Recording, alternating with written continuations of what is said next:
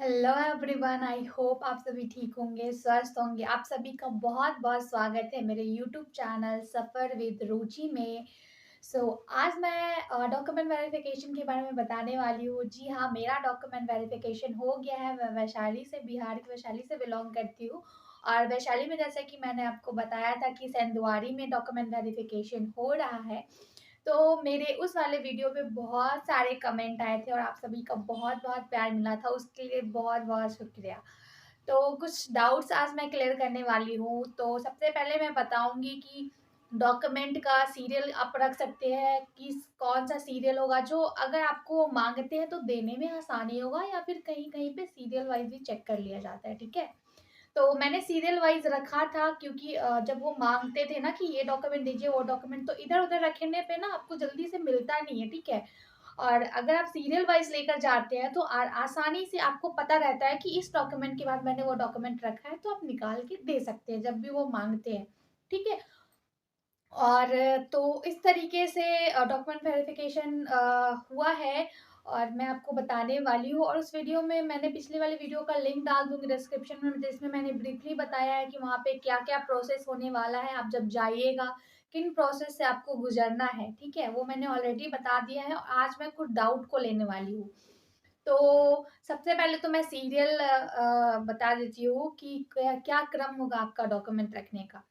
सबसे पहले आप टीआरई का, टीआरई 3 का, बीपीएससी टीआरई 3 का एडमिट कार्ड रखेंगे, ठीक है? एडमिट कार्ड रखने के बाद आप अपना आधार कार्ड रखेंगे।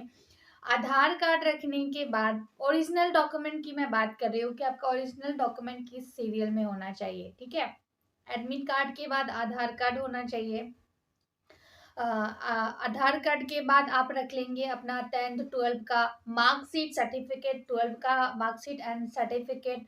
उसके बाद जो आपने डीएलएड या बीएड किया हो उसका मार्कशीट एंड सर्टिफिकेट। उसके बाद सीटेट किया हो और एसटीटी किया हो तो उसका सर्टिफिकेट चाहिए आपको।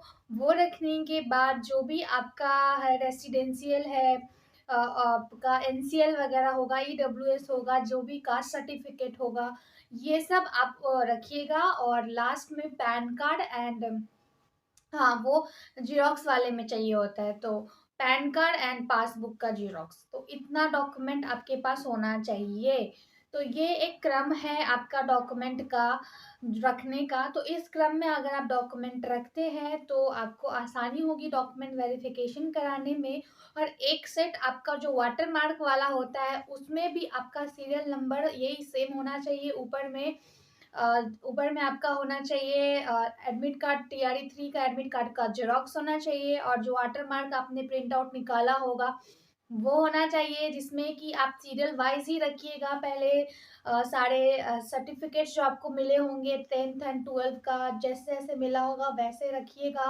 और लास्ट में आप जो रेसिडेंशियल, एनसीएल, ईडब्ल्यूएस जो भी मिला होगा, वो रखिएगा, ठीक है?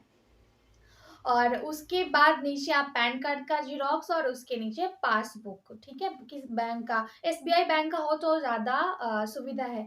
और जिन लोगों का भी डाउट है कि अगर अकाउंट नहीं है तो आप अभी तक क्या कर रहे थे? अकाउंट तो होना ज़रूरी है ना, कंपल्सरी आपको वहाँ पे लगेगा ही लगेगा, ठीक है? पासबुक या चेकबुक का ज़ेरॉक्स होना ज़रूरी है। तो ये 2 सेट आपका कंपल्सरी है, अदरवाइज़ और ज़ेरॉक्स कॉपी वगैरह नहीं ले रहे हैं। वाटरमार्क वाला ही ले रहे हैं और वाटरमार्क में ही सेल्फ अटेस्टेड वाला ही ले रहे हैं, ठीक है? तो एक तो ओरिजिनल का सेट मैंने क्रम बता दिया और दूसरा वाटरमार्क वाला भी एक सेट मैंने क्रम बता दिया कैसे आपको लेकर देना है। और 3 फ़ोटो आपको ले रहे हैं, ठीक है? इतना सारा डॉक्यूमेंट आपको वहाँ पे लिया जा रहा है। और किन्हीं का क्वेश्चन था कि सेल्फ अटेस्टेड आपको कैसे लिखना है? तो जी हाँ, अगर आप पहली बार डॉक्यूमेंट वेरिफिकेशन कर रहे हैं तो बहुत सारे डाउट होता है। तो ये मेरा एक डॉक्यूमेंट है जिसके नीचे आप देख सकते हैं, सिंपल सा आप सेल्फ अटेस्टेड लिखिए और ये मेरा नाम लिखा हुआ है और ये मेरा डेट है जिस दिन मेरा डॉक्यूमेंट वेरिफिकेशन हुआ है। तो इस तरीके से आप सेल्फ अटेस्टेड लिख सकते हैं। तो ये मैंने बता दिया है, जिनका भी पहली बार डीबी होता है, थोड़ा डर होता है कि कैसे क्या करना है। तो इस तरीके से आप सेल्फ अटेस्टेड और अपना नाम और नीचे डेट लिखकर दे सकते हैं वाटरमार्क वाले डॉक्यूमेंट पे, ठीक है? तो वाटरमार्क वाले और प्लस जो एडमिट कार्ड आप लिखाओगे उस पे भी लिख देना है, पैन कार्ड और जो पासबुक वाला ज़ेरॉक्स होगा उस पे भी, सभी पे सेल्फ अटेस्टेड लिख लेना है। और एक तो आपका ओरिजिनल का सेट होगा जो आपसे माँगते हैं। अलग-अलग जिलों की थोड़ा बहुत अलग-अलग रूल्स होते हैं, ठीक है?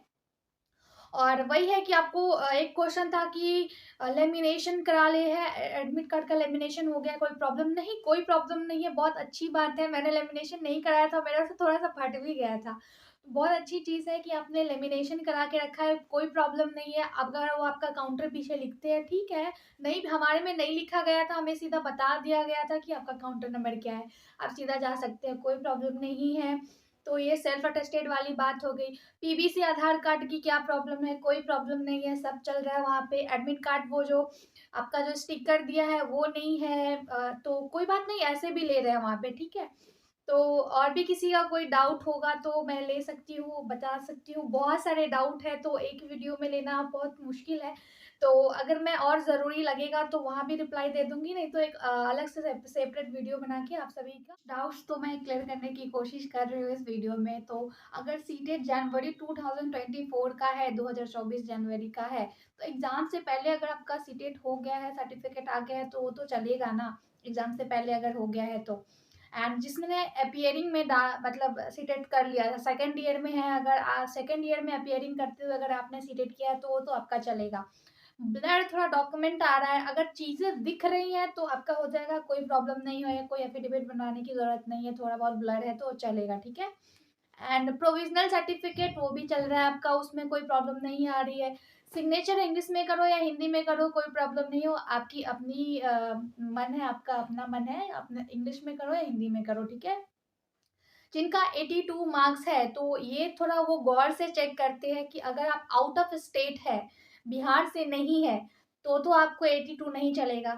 और अगर आप बिहार वाले हैं और 82 तो ओबीसी जो भी आपका कास्ट का चीज़ें हैं, जो भी आपको आरक्षण मिला है उसके अनुसार अगर आपका 82 आ रहा है तब तो वो ले रहे हैं, ठीक है। और अदरवाइज़ जनरल वगैरह को के लिए तो 90 है ही, ठीक है। तो ये थोड़ा गौर से वो देख रहे हैं। अगर आप बिहार से हैं और आरक्षण आपको मिला हुआ है, 82 है, तो आपको चिंता करने की कोई ज़रूरत नहीं है। एक ने मुझे कमेंट किया था, सत्यापन प्रपत्र डाउनलोड किया करना होता है, भरना पड़ता है। आपको कुछ करने की ज़रूरत नहीं है। आप अपना डीबी कराइए, वहाँ जाइए, आपका डॉक्यूमेंट वेरिफिकेशन हो जाने के बाद आपको वहाँ थोड़ी देर वेट करना है। आपको खुद सत्यापन पत्र प्रोवाइड करेंगे, खुद दे देंगे, ठीक है। बस आपको उस पे साइन पहले कर देना है, ठीक है। उसके बाद वो बीईओ और वगैरह और भी जो अधिकारी होते हैं साइन करके आपको थोड़ी देर बाद उपलब्ध कराते हैं, ठीक है। तो इस बारे में आपको टेंशन लेने की कोई ज़रूरत नहीं है। और डॉक्यूमेंट ब्लर आ रही है, वही चीज़ें हैं कि थोड़ा बहुत ब्लर है तो चल जाए, चीज़ें नंबर वगैरह दिख रही है, चल जाएगा, ठीक है। और थंब कौन सा लगा है, कोई भी थंब अगर एक नहीं ले रहा है, अगर एक ले लिया तो ठीक है, राइट ले लिया, राइट नहीं ले रहा है तो लेफ्ट लगा लो, कोई प्रॉब्लम नहीं है। तो ये छोटे छोटे इश्यूज है। आप लोग कमेंट देख के लग रहा है बहुत टेंस्ड है, बहुत ही इजी वे में डॉक्यूमेंट वेरिफिकेशन हो जा रहा है, बहुत कोऑपरेटिव है लोग वहाँ पे, आपको चीज़ें खुद भी बताएँगे। और बस आप जितने भी डॉक्यूमेंट हैं आपके पास लेकर जाइए आराम से, जो जितने भी ओरिजिनल डॉक्यूमेंट हैं और वाटरमार्क वाले डॉक्यूमेंट हैं। जो भी माँग रहे हैं आराम से दे दीजिए। और कहीं-कहीं पे सवाल भी कर रहे हैं मुझसे, कुछ-कुछ क्वेश्चन भी किया गया, आपने कभी क्या किया है, नहीं किया है। आराम से कॉन्फिडेंस होके उनके सामने रहिए, सवाल का जवाब दीजिए। और हाँ, वो जो डाउटफुल वाली चीज़ें आ रही है, किन-किन लोग उन वो लोग को भी चिंता करने की ज़रूरत नहीं है, उनके लिए भी कुछ ना कुछ समाधान निकल ही जाएगा। क्योंकि आपने मेहनत किया है, एग्ज़ाम पास किया है और ये डाउटफुल वाली चीज़ें से आपकी डॉक्यूमेंट तो गड़बड़ नहीं है, बस इधर की उधर डाउनलोड हो गई है, तो आपको चिंता और टेंशन करने की कोई ज़रूरत नहीं है। और पिछले वीडियो में मैंने बताया कि कैसे मैं डाउटफुल होने ही वाली थी, लेकिन वो साइट की प्रॉब्लम थी और मैंने रिफ्रेश करवाया था और फिर मेरा डॉक्यूमेंट सब क्लियर आ गया था।